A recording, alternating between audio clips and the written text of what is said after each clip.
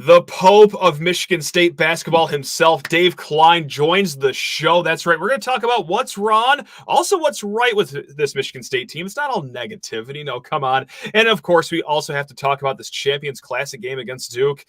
Oh, God, someone hold me. Let's go. You are Locked On Spartans, your daily podcast on the Michigan State Spartans, part of the Locked On Podcast Network, your team every day.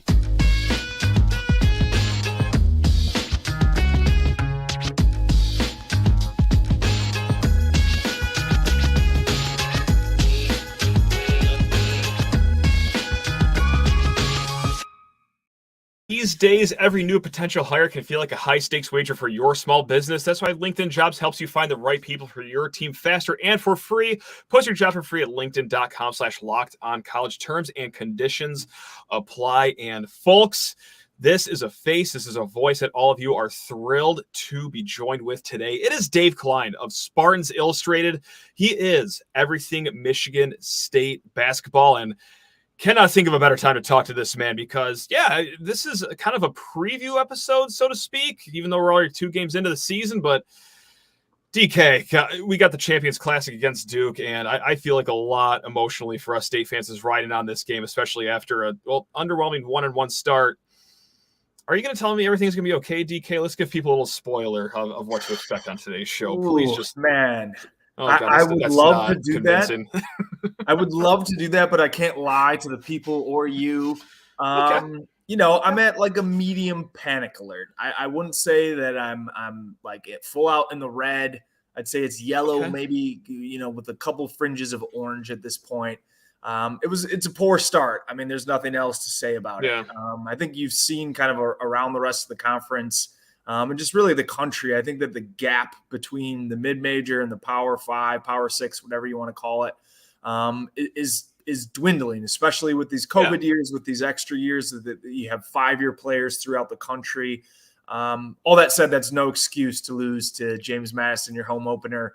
Tom Izzo's first loss in November since he's had the helm at home there. So it was a really, really rough start, especially given the way that the football season went and the high expectations coming in.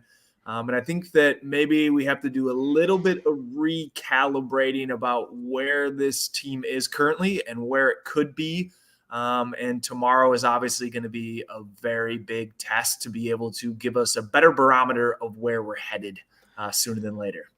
Yeah, and we're going to try to bring those, sunny rays because, look, in East Lansing, it's always sunny and 85, DK. There's never a cloudy day in East Lansing, even through the bad times. But it has been an underwhelming start to this season. However, for the first time in a while, because our last episode was the post-OSU football game episode, I want to be happy, and I want the listeners to be happy, too, for at least a little bit.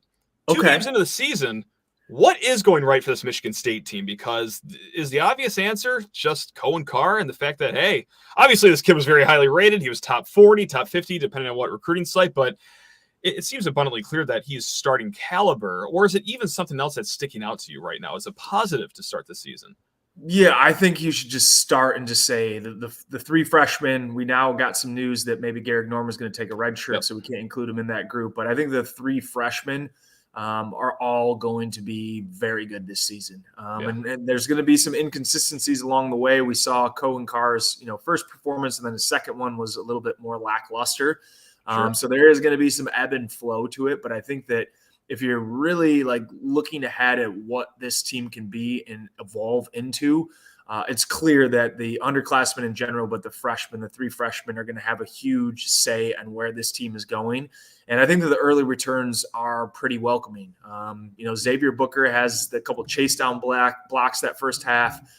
Then he has that little baby hook. He's passing the ball well. He has that cut and dunk, and you go, this is why this guy is maybe, in the top 10 of the recruiting class because of the way that his just physical attributes and some of the upside that he brings. Now, unlocking that for a full season, that's a job for obviously the staff. But I think that there's a lot to have liked about the early play of the freshmen. And it just seems like all 3 guys are going to be getting A, consistent minutes, and B, being kind of an integral part to where Michigan State wants to go this season. What's your pulse on the defense? Because that's another positive too. Look, I know that obviously you lose James Madison. There's not a lot of positives, but in the second half, they made the Dukes, who usually play very fast, they had them bleed shot clock and get shots off with maybe 5 seconds left. Took it very deep. And I know that it's Southern Indiana. Like, look, DK, like me, you, and the first 8 viewers of this video, we could probably put up a fight against Southern Indiana. However, if you watch the actual game, like they were giving them hell the first 15 minutes. They gave Southern Indiana just one clean look in the first 15 minutes. So, look, I know the opponent isn't the strongest, but still, there has been some good glimpses of defense, in my opinion. But in yours, are you impressed with the defense, or you're like, nah, it's just fine? Yeah, I think that the ability to generate turnovers, particularly on the perimeter and the perimeter pressure that can be applied with the 5 guards in the rotation currently, and you throw Akins, he's playing on the wing, but he's one of the guards as well. Lots of good hands on the lineup. Holloman, Walker, Akins. AJ hasn't played great, but I think defensively he's not been bad either. So you look across those 5 guys, I think that they're able to play a little bit more pressure. We've seen kind of some at least shell, like full court stuff where at least one guy is picking up. And in some instances, later in the game, we've seen basically a full court press with the guards. Because of their depth that they have there, I really like the ability to kind of get up and pressure some people. I think that still the interior defense is going to be a little bit of a question mark. We've had a little bit of problems with the rebounding. I'm not sure if that's going to go away either.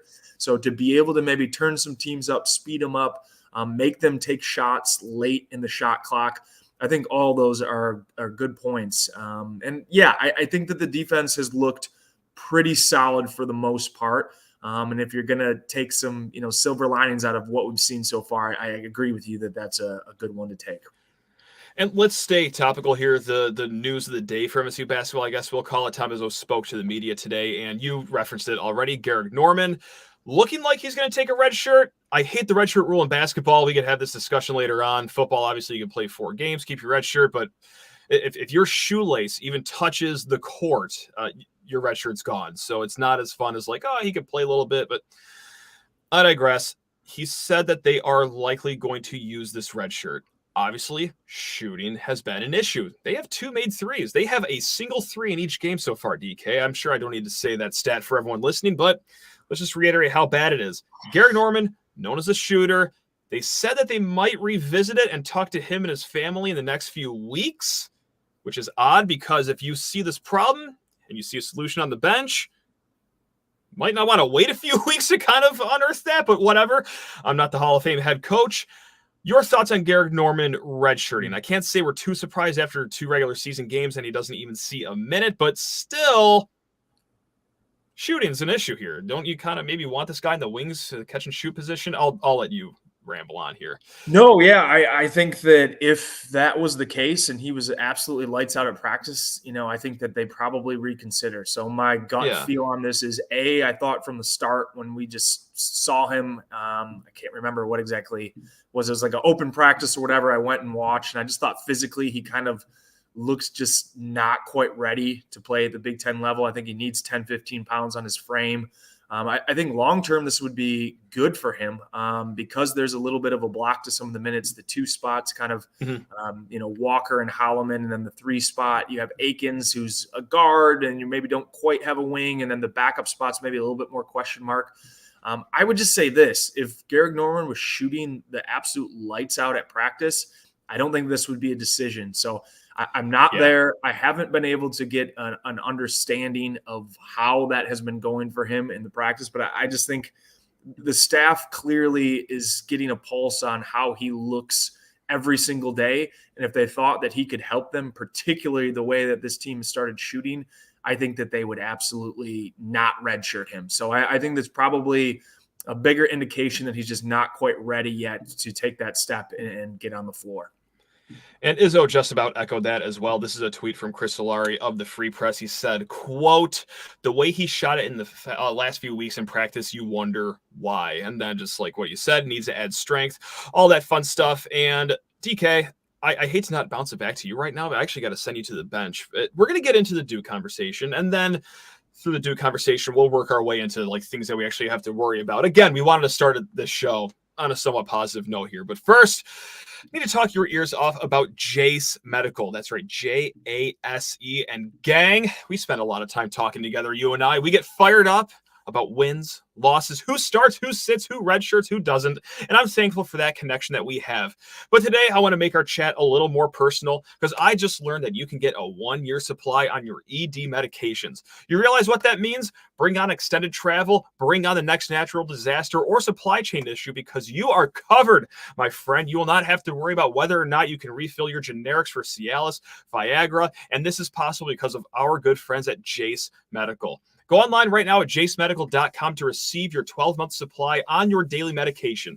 And remember to use promo code LOCKEDON at checkout for a discount as well. A verified customer had this to say about Jace, quote, "I'm thankful for this service. Supply chain issues caused me to cut pills in half to have it. I order most of my daily meds with the year supply, and I order the antibiotic kit as well. I feel secure now. Prices are lower than at local pharmacies, and I highly recommend this for everyone. If you or someone you love would like to get some peace of mind by having a year supply of any daily med, go to jacemedical.com to see if it's offered for you. Again, Jace Medical, Jase medical.com. And remember to use promo code LOCKEDON for $20 off your first purchase. Also, gang, need to talk to you about the best addition to your sports bar or your man cave in the land. It is Team Ticker. That's right. Got the Team Ticker sign behind me in the studio, and you can get yours at teamticker.com and save $50 when you use promo code Locked On for the holiday season. Whether it's you or whether it's the Spartan that's near and dear to your heart, you're going to hook them up with the best sign in the game because it's not just a countdown sign. All right, they're showing the top 25 games behind me. They're showing weather forecasts for the upcoming football game, stats on basketball, football, women's soccer. They have it all. If it's taking place in East Lansing, it's going to show up on your Team Ticker sign. And also, a new company. Not a lot of people have these in their basements, in their man caves, in their garage. So there's a Spartan near and dear to your heart, and you want to give them the best and unique gift. teamticker.com with promo code LOCKEDON. Again, that's teamticker.com. And let's drag the one, the only Dave Klein of Spartans Illustrated back into the mix here. And I just had that anxious feeling wave over me because it's Champions Classic time, DK. And usually the drill for the Champions Classic is like, okay, you lose. Hey, you know what? Great. We learned some lessons. It was a tough team. No losses, DK. Only lessons at this point of the season. But if you win, it's the biggest deal in the world. God, it's kind of a different feeling right now because I feel like a loss would make us not feel too great. This is not a top 5 game. This is not a 1 versus 2 game like a lot of us hypothesized about over the summer. This is instead an 18 versus 9 game, but still one that means a lot.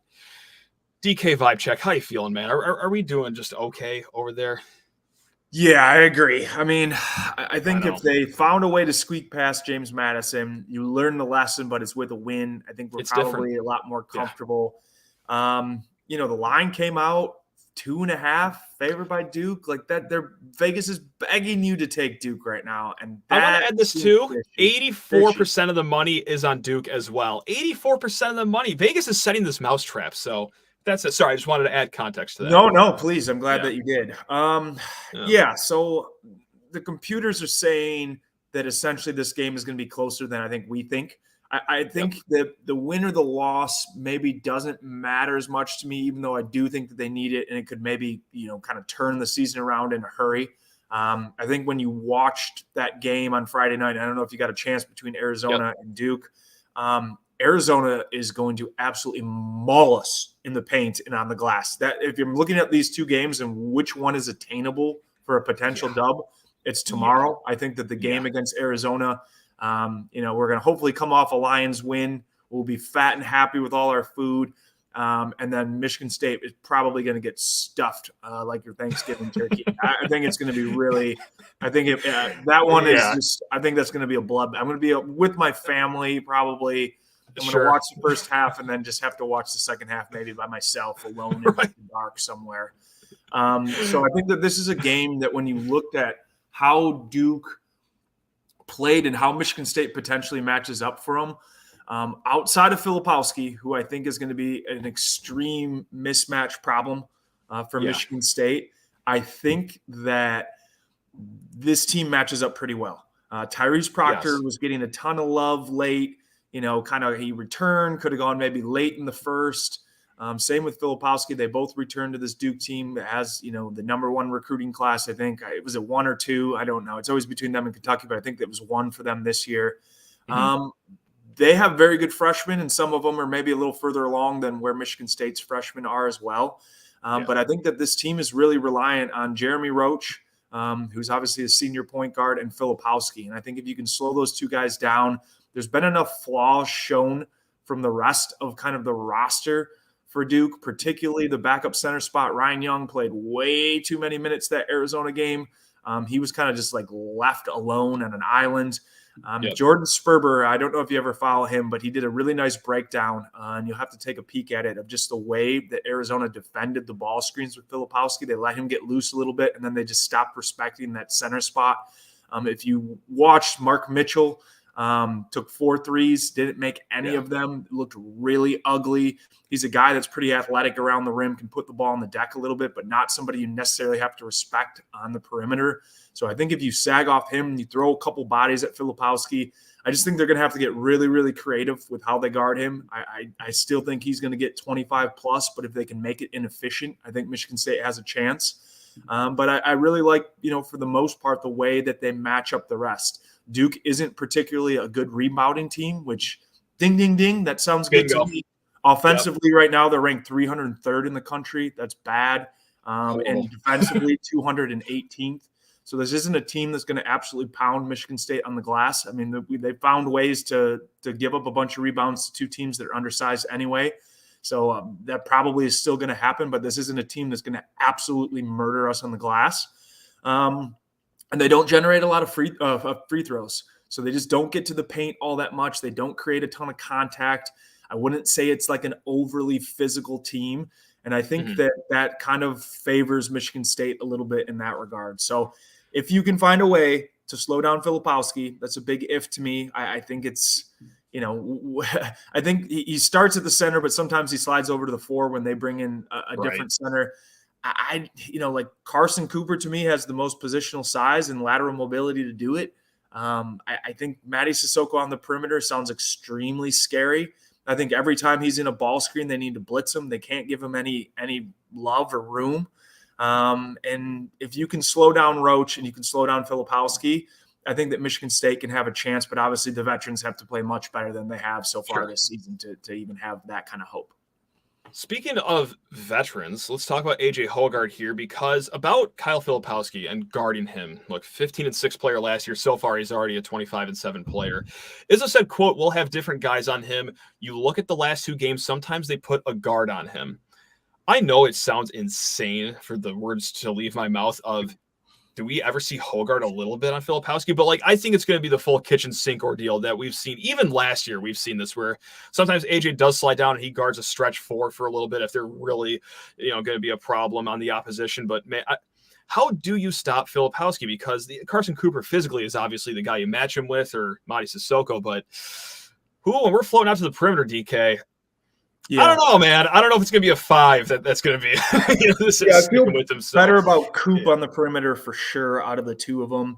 I think Matty can be physical with him outside, but I think if Philip is smart, he just plays on the perimeter when Matty's in the game and kind of nullifies that aspect of it.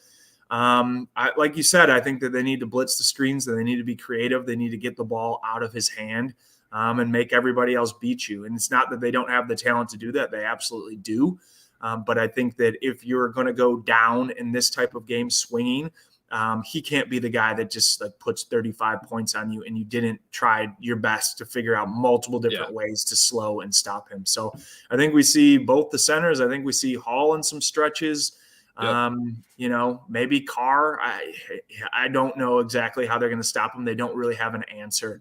Arizona had the luxury of putting San Diego State transfer Kashad Johnson on him. He's 6'7", 6'8", built like a grown man, 240. We don't have that option. So they have to be creative of it. You can't let Roach get going from deep. Jared McCain's actually looked better to me. He's a freshman. Looked better so far over Proctor. He's shooting the ball well. They got 3 guys shooting above 40%. And I think Filipowski right now in the season shooting 57%. So they're a good shooting team, but not a great one. And they don't have an absolute ton of guys. So I really think Michigan State's got to find a way to get off to a good start. I'm fascinated to see what Izzo does with the lineup. This is this, second post game in a row where he said, I'm going to make changes. I'm still pretty skeptical, that he does that. But I do think that the way that those lineups have gone, especially the second half in that game when they give up a 12-0 run, I think they just got to mix it in. It's almost felt like it's become the vets versus the young guys, and those are the two lineups you're rolling. I think there's got to be better integration with some of the young guys into the vet lineup because otherwise it just feels like there's so much pressure on the starting group. The expectations are high. None of them have really won anything of any significance. They had a nice tournament run, but Hauser had a lot to do with that. Now he's gone. So I think that there's got to be a way where he just figures out how to mix the youth with the vets as efficiently as possible. And this is usually the time of the year he loves tinkering. And I just think, schedule's not going to allow for it. You got to figure out what you're doing with your rotations, especially this game tomorrow, sooner than later. No doubt. And we're, of course, going to talk a little bit more about this game. I want to dive into the starting lineup a little more, too, and then also Michigan State shooting issues and how, oddly enough, how I'm going to turn this into a positive here. That's right, some mental gymnastics to end this show. But first, DK, sorry, I got to kick you to the bench again. It's time to talk to people's ears off about LinkedIn Jobs. These days, every new potential hire can feel like a high-stakes wager for your small business. You want to be 100% certain that you have access to the best qualified candidates available, and that's why you have to go check out LinkedIn Jobs. LinkedIn Jobs helps you find the right people for your team faster and, my favorite part, for free. What you're going to do, just simply add your job to your profile. It's so easy. Even a schmuck like me can do it. Then add the purple hashtag hiring frame to your LinkedIn profile and spread the word that you are hiring. Simple tools like screening questions make it easy to focus on candidates with just the right skills and experience so that you can quickly prioritize who you like to interview and hire. LinkedIn Jobs helps you find the qualified candidates you want to talk to faster. And like I said, for free. So post your job for free at linkedin.com/lockedoncollege. That's linkedin.com/lockedoncollege to post your job for free. Terms and conditions. You got that right, buckaroo. They apply. Let's get Dave Klein of Spartans Illustrated back into the mix here. And after the game, just like you said, Tom Izzo said, hey, if I were something along the lines of like, if I were a betting man, I would not bet on that same starting lineup to come out the Champions Classic. And then friend of the program, Greg Waddell, I think he quote tweeted, can we actually get a line on that? I would like to profit money because I do have a sneaking suspicion that like things ain't changing. I was fooled the first time between the James Madison game and the Southern Indiana game. Not twice, DK. I refuse to be fooled twice. Do you actually think something's going to change here to start the game? Because that's been a big storyline so far this season. Obviously, not just the two games, but, giving up 2 touchdowns and a field goal against Tennessee in that exhibition too. That can follow that trend as well. Does something change? Yeah, I don't know. I mean, I guess it doesn't matter as much in the starting lineup as much as the closing, but the way that they've gotten off the blocks and then that second half that they had against USI, it's one of those things where it's like, it feels like there needs to be a change, that there needs to just be a little bit of a breath of fresh air somewhere in the lineup. It's obviously probably got to be in the front court. It's not going to be in the back court. So I don't know, is it the 4 spot? Do you move Hall back to the 6-man role where he did thrive in some instances, especially his junior year, looked a little bit more comfortable. In that regard, if I was to do that, I think maybe Xavier Booker. I kind of split again between Carr and him. And Carr obviously gives you a lot of athletic punch, and it's nice to have him kind of in. But if you came back out, you could put Hall at the 3, and whether you slide Akins up or Walker takes a seat or whatever.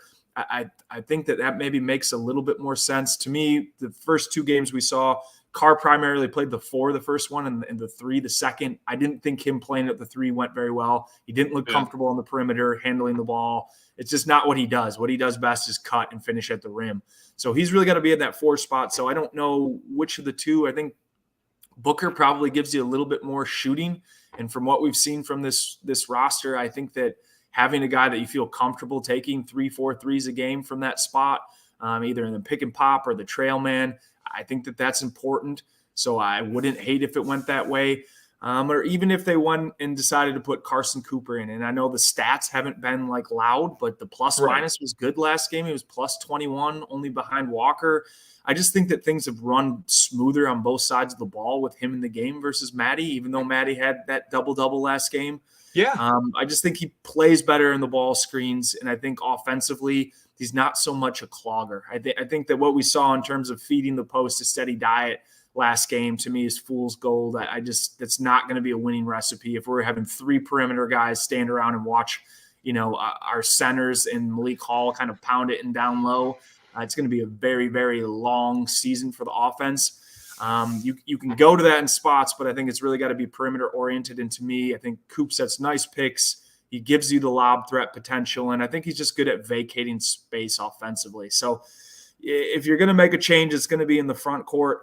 Does he do it? I don't know. Probably not. But I expect that if it goes poorly off the start, we will see some subs kind of come in. But how many more times are we going to have to watch it where the bench basically empties out and provides the spark that the starters haven't? And then it goes back to kind of that. The expectations are so high for these guys, whereas the freshmen are clearly playing much easier. The underclassmen as a whole are just playing lighter and easier. And I think mixing in those two groups, because the vets need the freshmen, but the freshmen absolutely still need the vets. And the whole thing has to kind of work together. And the staff's job is to maximize those lineups, and they haven't quite done that yet. And I'm hoping tomorrow we see that, like particularly from the get-go. If it comes in and it looks like Matty cannot guard Phillip, like go to your bench right away and figure out a different solution. 2 minutes in, I don't care. Right. So yeah, you just gotta hope. You gotta hope that he knows what's best, and we see some changes and some more stability, because some of the rotations in the lineups have been wonky as well, and no time to do that tomorrow. They just don't have any room for error in this type of game.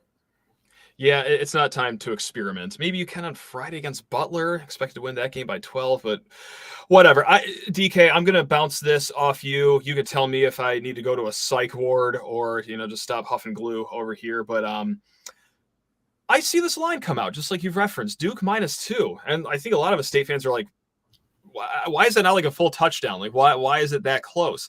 And then I start to think, okay, how can MSU be competitive in this game? Hey, Duke, not that great at rebounding. Like, we're not good either, but holy smokes, they're really struggling at rebounding. Also, this is where I start to just get crazy. I'm a little inspired that they've only made 2 threes. Like, they're 2 of 157 from the 3-point arc this year. Like, DK, I know that there's going to be a little drop off without Joey Hauser this year. It's not going to be this bad forever. Eventually, the cream does have to rise to the top. Water has to find its level, whatever cliche you want to use. Maybe it happens in this third game here against Duke, and MSU shoots close to 40% from 3. Dare I say 45% from 3? Now that I've said all this, I just jinxed the heck out of it, and they're going to go 1 of 29 again. But, they're not going to be this bad forever. Jaden Akins isn't going to go the whole year without a single 3-pointer. Tyson's going to have a multi-3-pointer game eventually.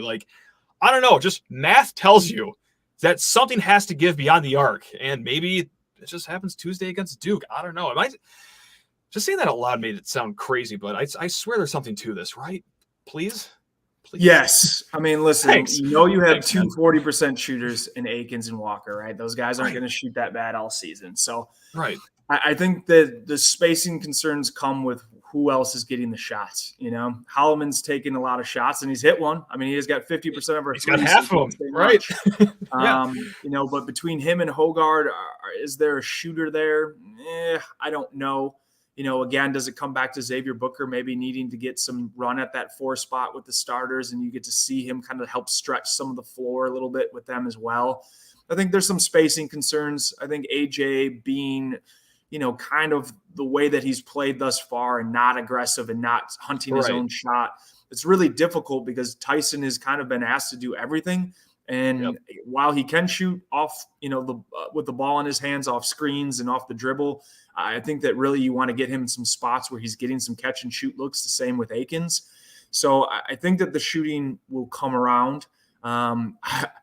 I mean, if they shot 35%, you're saying 45. Why don't let's just shoot 35% and maybe take 15 threes. And I think that would be a pretty good recipe to maybe get some of the offense going. So I think it's getting the guys in the right spots to get some shots. And really it starts with Akins and Walker having to take probably 4 to 6 apiece a game. Those are the guys you want shooting them. They got to get some shots up. I don't think the quality of looks that they've had have been poor, but they just can't find it. And it's, again, the pressure kind of comes on this team where every post game they're being asked what's going on with the shooting, and there's no better way to get out of that funk than just to see a couple go down, particularly early. Could we just see like a 3 in the first 3 minutes of the game go down?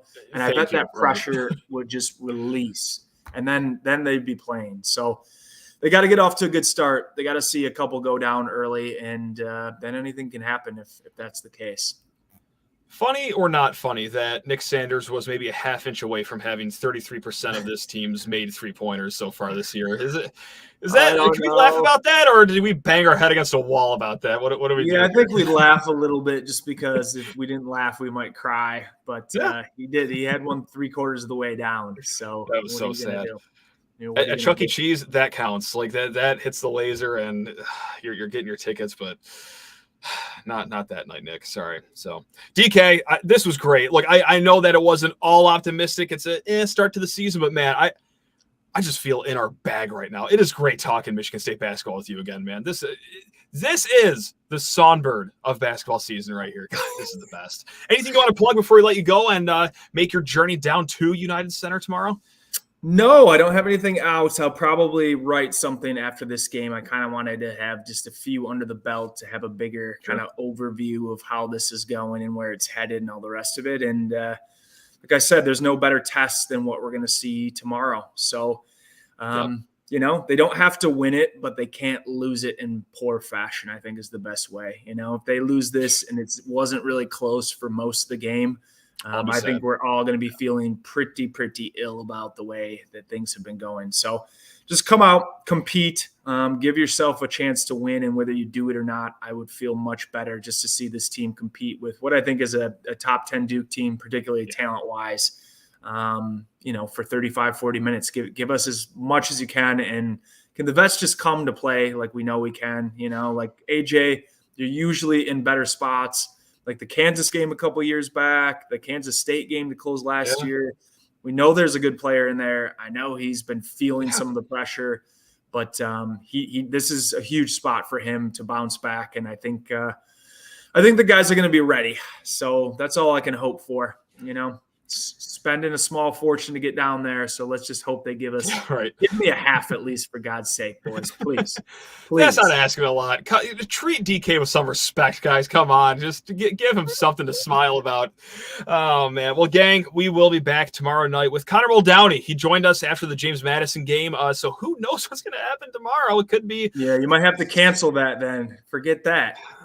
It could be his last time ever on the show. Yeah, if we have him scheduled and there's a correlation between scheduled Connor appearances and Michigan State basketball losses, yeah, it's not personal, Connor. It's business. You can never come here ever again. But we'll see if I'll be a man of my word about that. But, hey, regardless of what happens, we're either going to be celebrating this Duke game or we're going to talk about the Duke game and then mix some football.